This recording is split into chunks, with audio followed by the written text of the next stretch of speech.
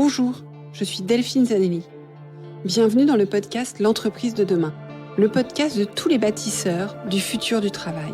Celles et ceux qui le vivent, le créent, le questionnent et chaque jour le réinventent.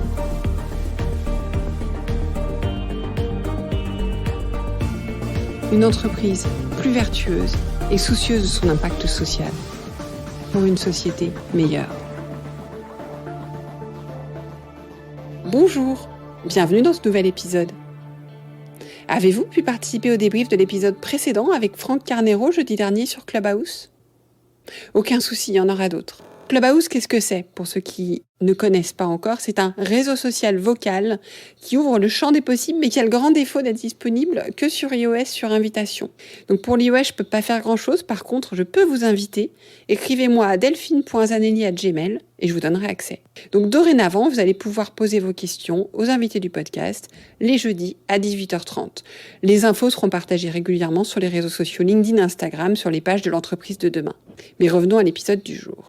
Après avoir décrypté les opportunités et les écueils du statut d'entreprise à mission au travers de l'expérience de la Maïf, j'ai demandé à Franck Carnero, Chief Mission Officer de la Maïf, quelles étaient les questions à se poser avant de se lancer. Quels étaient les arguments pour convaincre ces parties prenantes ? Et comment poursuivre cette démarche dans la durée malgré les aléas ? Je vous propose de l'écouter. Une des premières questions à se poser, c'est pourquoi on le fait et quel est le niveau d'adhésion du top management de l'entreprise à cette évolution potentielle. Est-ce qu'on a une conscience partagée des enjeux auxquels on est confronté ? Quelle est l'appréciation de cette notion de performance durable versus performance financière parfois de court terme ? Quelle est la conscience de l'attente des parties prenantes de l'entreprise, ses clients, les personnes qui l'observent, ses actionnaires ? Comment finalement chacun se projette sur ce que devrait apporter l'entreprise. Donc avoir un bon niveau d'adhésion, je pense, au niveau du top management sur ces aspects-là, c'est déjà très très important. Et petit à petit, je pense qu'il faut imaginer élargir le cercle d'analyse. Est-ce que nos parties prenantes y adhèrent ? Est-ce que c'est complètement relié à l'histoire de l'entreprise, si c'est une entreprise qui a une certaine histoire ? Est-ce que c'est suffisamment aussi relié à sa stratégie pour les prochaines années ? Plus on est convergent entre l'adhésion interne, l'adhésion des parties prenantes et la stratégie, je pense, plus on met d'atouts dans son jeu pour réussir cette transformation. Et de la même manière, alors si vous croisez un dirigeant qui a envie d'emmener en fait son équipe de direction ou qui doit convaincre ses actionnaires, quels arguments vous pouvez lui donner pour l'aider à convaincre justement de cette performance à terme, de parler de performance multi-critères à long terme ? Le point clé, effectivement, c'est cette notion de performance durable, parce que il y a toujours la nécessité de garantir la pérennité de l'entreprise. Et là, tout l'enjeu, c'est de voir en quoi cette réflexion peut être innovante et génératrice de performance sur le long terme. Ça peut être des logiques de réflexion sur la gamme de produits pour essayer de proposer des produits qui sont plus en phase avec les attentes des consommateurs. Je pense aussi qu'il y a un enjeu autour de la place des richesses humaines dans la création de valeur. Quelle est la politique RH qu'on mène ? Est-ce que cette politique RH permet de libérer véritablement les énergies créatrices dans l'entreprise, ou est-ce que elle les limite un peu ? Et par rapport aux enjeux qu'on projette sur l'entreprise pour le futur, est-ce que ce management est à la hauteur des exigences du monde compétitif dans lequel on vit ? Et je pense que c'est aussi intéressant d'imaginer qu'il y a un effet démultiplicateur de la performance grâce à une politique de ressources humaines éclairée un peu différemment. Plus on avance dans ces analyses de type ESG, ISR, etc., plus on se rend compte que les actifs les plus résilients en cas de crise sont des actifs qui, justement, ont réfléchi à cette notion d'apport au monde qui les entoure, et c'est un énorme rempart contre la crise. Ça marche pas à tous les coups, on trouvera toujours des contre-exemples, mais en moyenne, ça tire quand même les performances vers le haut. Donc, voilà, pour toutes ces raisons, nous, on n'oppose pas la réflexion sociétale, environnementale à la performance. On pense qu'au contraire, ce sont des accélérateurs de performance à partir du moment où on arrive à se projeter plutôt à moyen long terme. Ce qui n'est pas toujours facile, j'en conviens, dans une structure qui est par exemple cotée, où là on a une exigence de résultats trimestriels qui est très forte.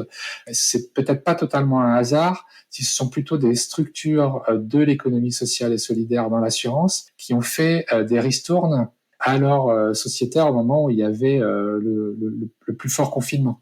Parce que je pense que structurellement, elles sont habituées à réfléchir à avoir un résultat moins bon les années difficiles.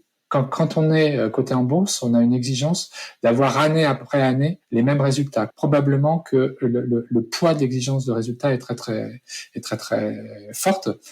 Et ça veut dire aussi qu'il faut avoir un gros travail, j'imagine, de conviction. C'est ce que je capte de ce que disent les personnes qu'on croise dans la communauté des entreprises à mission. Il y a un enjeu clé à échanger avec les actionnaires pour savoir s'ils sont en phase avec cette vision justement de long terme. On se rend compte par exemple, certaines sociétés à capital familial sont davantage à l'aise avec cette notion de long terme que peut-être d'autres sociétés avec un capital plus dilué, où il y a moins d'attachement sur le long terme à la société dans laquelle on a investi des parts. Comment est-ce qu'on fait tenir une démarche comme ça quand il y a des aléas? Parce qu'effectivement, je trouve que votre réponse sur le fait de dire on est habitué ou pas, voilà, il y a des entreprises, il faut tous les ans avoir une croissance positive et croissante.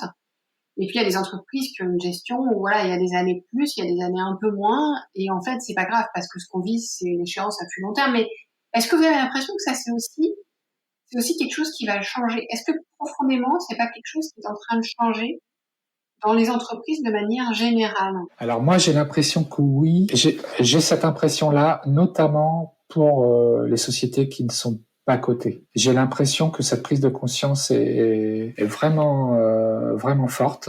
Et on le voit notamment dans les nouvelles sociétés qui se structurent directement en société à mission. Parce qu'elles intègrent dès le démarrage l'idée d'une rentabilité raisonnable, d'un partage équilibré des fruits de la croissance ou des fruits du développement. Et donc on a une vision, on a une vision qui est un peu plus prospective dans la manière d'imaginer la rentabilité de l'entreprise. C'est vrai que le climat, les enjeux climatiques nous obligent à lever les yeux vers l'horizon. Donc il y a quand même un effet lié aux enjeux climatiques qui nous amène à changer notre perspective de vision. D'une vision peut-être trop court terme, on est en train de lever un peu plus le nez et de se projeter sur des enjeux de moyen et de long terme. Merci à Franck. Quelques jours après notre interview, Pascal Demurger communiquait sur les résultats 2020 de la Maïf. Je vais le lire. Un dirigeant peut-il être fier d'annoncer les résultats en 2020, divisés par 4 par rapport à 2019 ? Oui, quand c'est la preuve que notre préoccupation est avant tout d'être solidaire. Nous ne souhaitons pas faire partie de ceux qui se félicitent de bons résultats.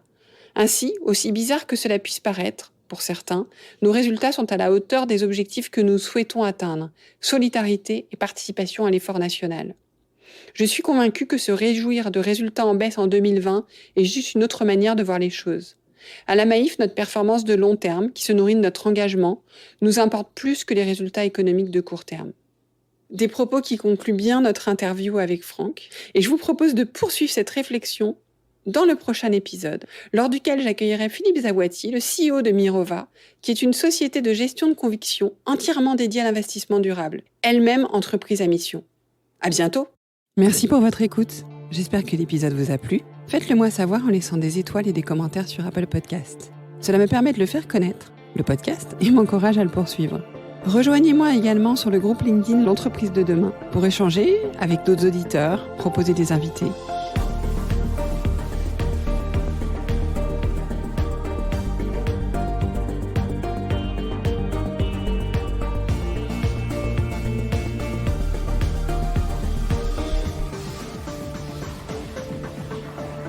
Je vous donne rendez-vous jeudi prochain pour un nouvel épisode. Cette série est produite par Delphine Zanelli et Ose Masterclass. Réalisation sonore Cyril Carillon et au micro Delphine Zanelli.